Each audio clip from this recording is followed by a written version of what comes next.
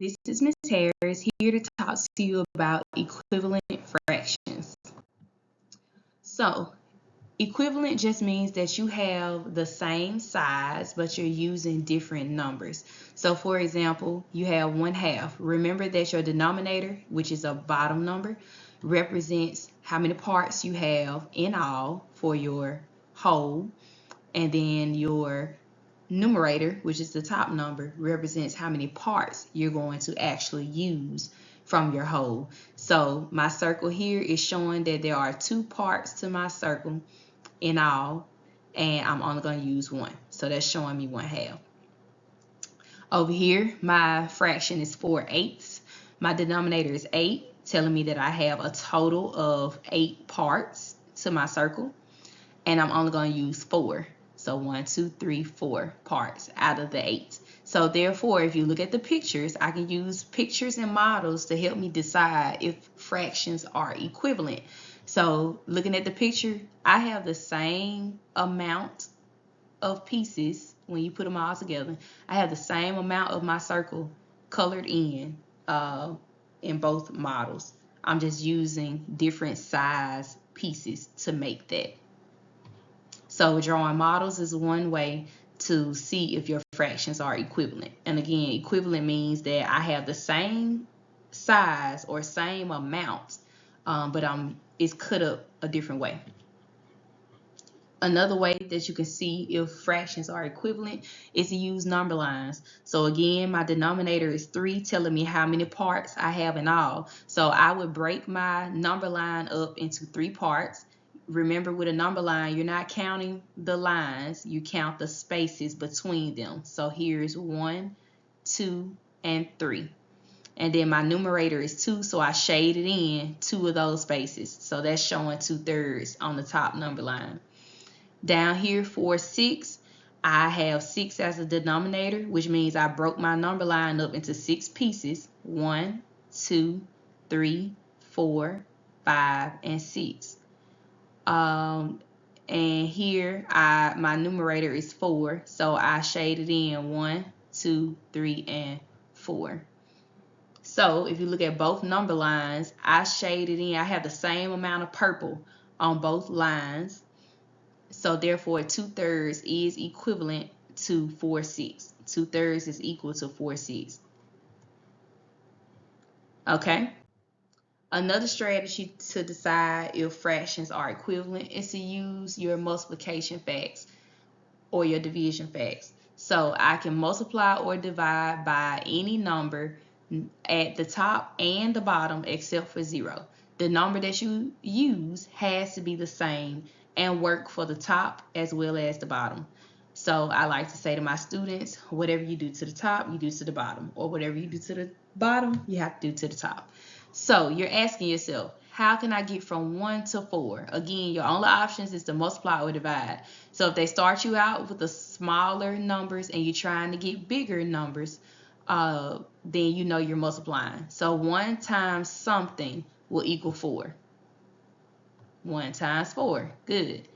Whatever I did at the top, I have to do at the bottom. Can't use a different number.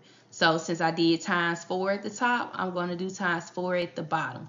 Does 2 times 4 equal 8? So yes, 1/2 is equal to 4/8. Let's look at another one. I have 2/3 and I'm trying to see if it's equal to 12/18. 12/18. So I started off with smaller numbers and I'm trying to get bigger numbers, so I know I'm trying to multiply. So 2 times something equals 12. 6. Good.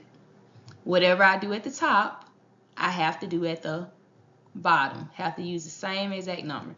Is 3 times 6 equal to 18? Yes, it is. So therefore, these fractions are equivalent. Okay, 5/6, is it equivalent to 25/30? I'm sorry. You can press pause and try it yourself. So 5 times something equals 25. 5 times 5. Good. Whatever I do at the top, I have to do at the bottom. So is 6 times 5 equal to 30? Yes, it is. So these two fractions are equivalent. All right, this time I have I'm starting with bigger numbers and I'm trying to go to smaller numbers or values. So I need to divide. The only way your values get smaller, again, your only options is to multiply or divide. So I need to divide since my value is getting smaller.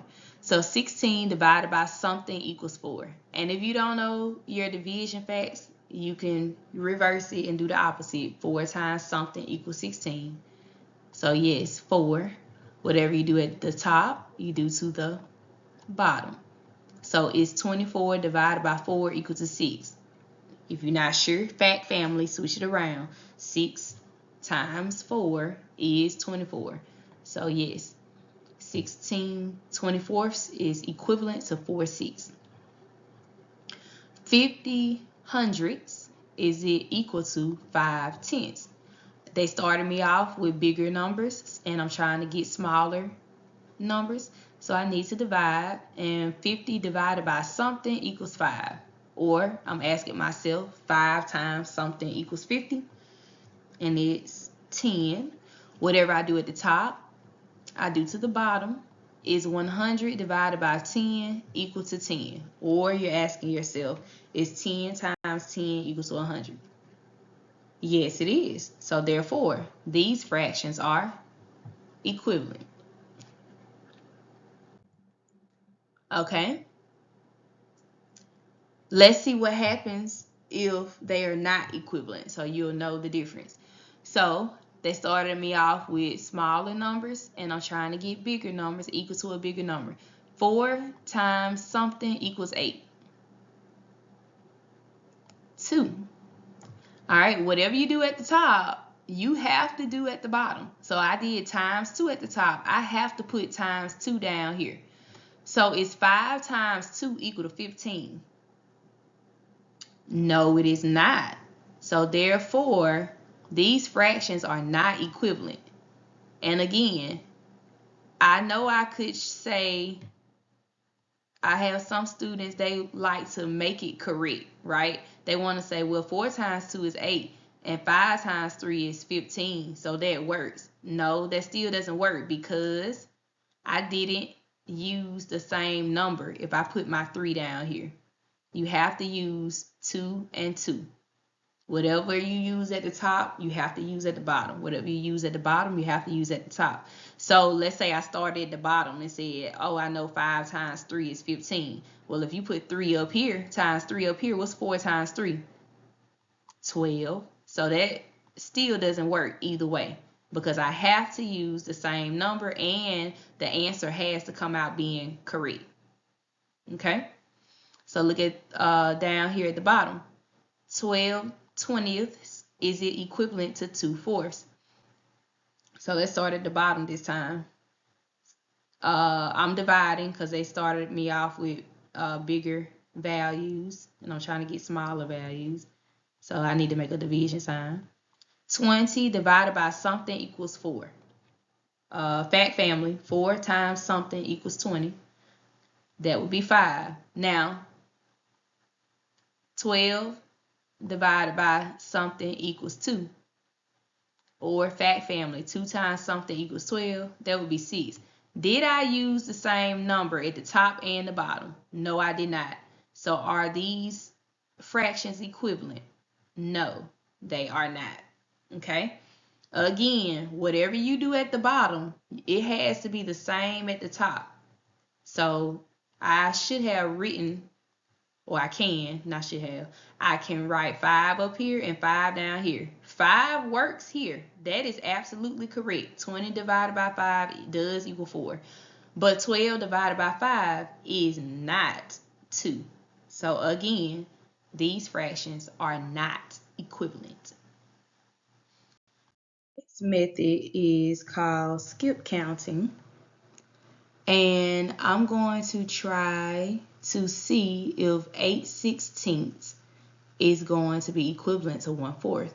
So what you want to do, you want to take the fraction that has the smaller values, and you're going to skip count by the top number, then you're going to skip count by the bottom number. And you want to keep them lined up just like your original fraction so that you don't mix up a number over a different number. So I have 1 here, so I'm going to skip count by 1. So 1, 2, 3, 4, 5, 6, and let me change this to a 4, I'm sorry. Okay, this should be 4. All right. And then at the bottom I have 4, so I'm going to skip count by 4. So 4, 8, 12, and 16. So I was able to find my fraction while I was skip counting. So therefore, these are equivalent. Let's look at another one.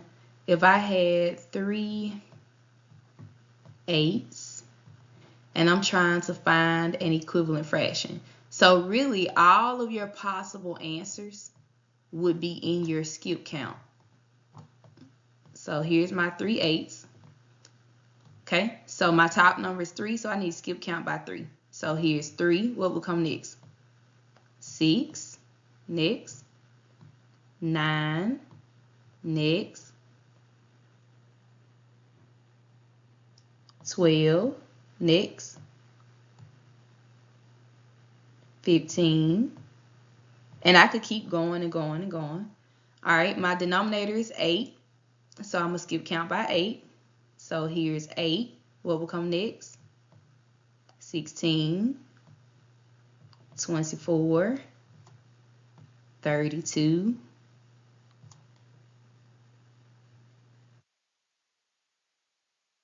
And 40.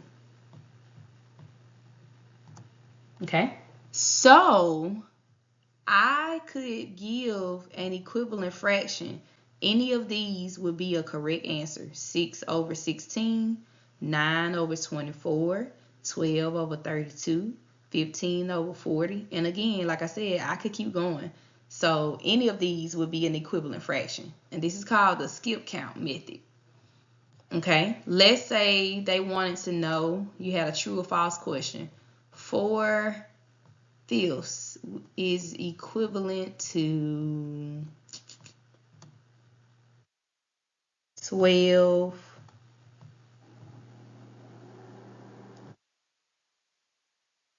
24ths, for an example. So to check and see if they are correct, take my smaller, the fraction with the smaller values, set it up so I can make my list. So I'm going to count by 4 at the top. So this would be for 4 times 1. So 4 times 2 would be 8. Times 3 would be 12. All right, I got 12 off the top, which is what they were trying to get me to get. So I got 12. Now let's see if I can get 24. So my bottom number is 5, so I have to skip count by 5. So here's 5, 10, 15. When my top number is 12, that bottom number has to match what they're saying it should be. So again, I might have 12 here, and let's say I won't get 24, but just for example, let's say I get 24 after that, right? And you say, well, I can see 12 at the top and at the bottom, but they wouldn't be matched up together. They wouldn't be matched up together. So it still would not be correct, okay? So the only way this would have been equivalent is this would